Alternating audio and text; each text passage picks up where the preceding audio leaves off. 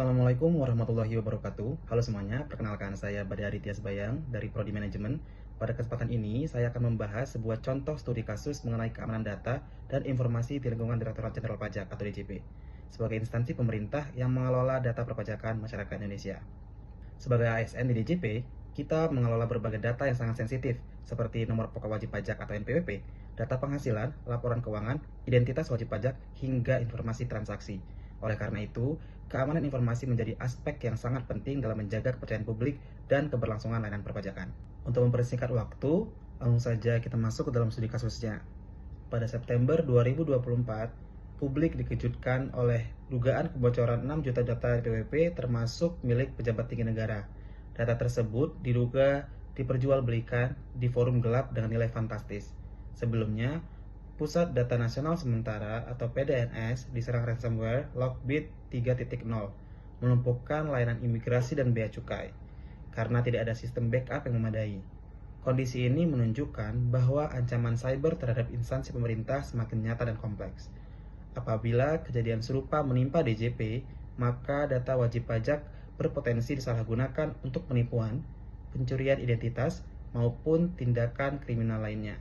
Beberapa faktor yang dapat menyebabkan terjadinya kebocoran data di lingkungan DJP antara lain: yang pertama, serangan phishing melalui email atau pesan palsu; yang kedua, penggunaan password yang lemah dan tidak diganti secara berkala; yang ketiga, kurangnya kesadaran ASN terhadap keamanan informasi; yang keempat, malware atau ransomware yang menyerang sistem; yang kelima, akses data yang tidak dibatasi sesuai kebutuhan tugas; dan yang terakhir, tidak tersedianya sistem backup dan pemulihan yang memadai. Menurut artikel yang diterbitkan Kementerian Keuangan, keamanan informasi penting karena ASN merupakan pengelola data negara yang harus menjaga kerahasiaan, integritas, dan ketersediaan informasi pemerintah. Untuk mencegah terjadinya kebocoran data, DJP dapat menerapkan beberapa langkah berikut. Yang pertama, meningkatkan kesadaran keamanan cyber melalui pelatihan rutin bagi ASN. Yang kedua, menerapkan autentikasi multifaktor atau verifikasi dua langkah untuk seluruh akun penting. Yang ketiga, menggunakan password yang kuat dan melakukan pergantian secara berkala. Yang keempat, membatasi hak akses data berdasarkan tugas dan kewenangan masing-masing pegawai. Yang kelima, melakukan backup data secara rutin dan menyiapkan disaster recovery plan. Yang keenam, melakukan audit keamanan sistem secara berkala serta menerapkan konsep zero trust security. Langkah-langkah tersebut bertujuan untuk memastikan bahwa data wajib pajak tetap aman meskipun terjadi serangan cyber. Apabila terjadi kebocoran atau serangan cyber, maka langkah penanganannya adalah: 1. Mengisolasi sistem yang terdampak agar serangan tidak menyebar. Yang kedua, melakukan investigasi digital untuk mengetahui sumber dan metode serangan.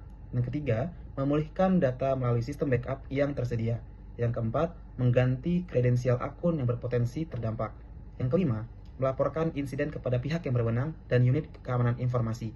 Yang keenam atau yang terakhir, memberikan informasi yang transparan kepada publik terkait langkah mitigasi yang dilakukan.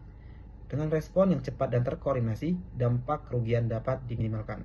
Jika keamanan data tidak ditangani dengan baik, maka dampaknya akan sangat besar. Dari sisi organisasi, DJP dapat kehilangan kepercayaan masyarakat terhadap sistem perpajakan. Dari sisi pelayanan publik, layanan perpajakan dapat terganggu atau bahkan berhenti sementara.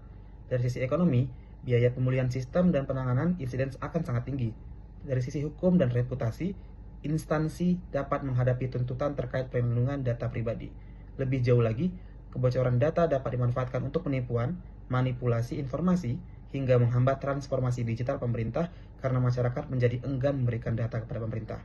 Sebagai ASN di Direktorat Jenderal Pajak, menjaga keamanan data bukan hanya tanggung jawab unit teknologi informasi, tetapi merupakan tanggung jawab seluruh pegawai.